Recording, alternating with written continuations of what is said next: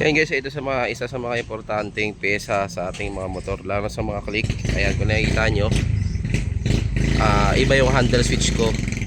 Kaya kasi yung stock na handle switch na ito, baliktad yung lagay ng horn switch na sa taas, yung left and right turn nasa baba. Ang kagandahan kasi na ito guys, ay may kasama siyang hazard tsaka passing. Yan, testing natin. Yan, kung nakapansin nyo, yan, naka low siya. Pag hinay ko, ayan, high, low, high. Ilaw sa ilaw, low, high. Tapos meron din siyang hazard. Ayan, hazard. Nakita nyo, nag-hazard. Tapos passing, yan, napansin yung passing din yung sa padere, no? Pag pinress ko siya, meron siyang ilaw.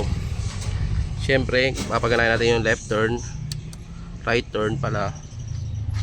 Kung gumagana,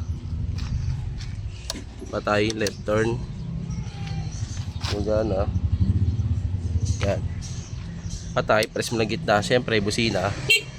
Yan, kailangan meron kayo nito kasi mas safe sa daan pag meron kayong passing at komportable kayo gumamit nito.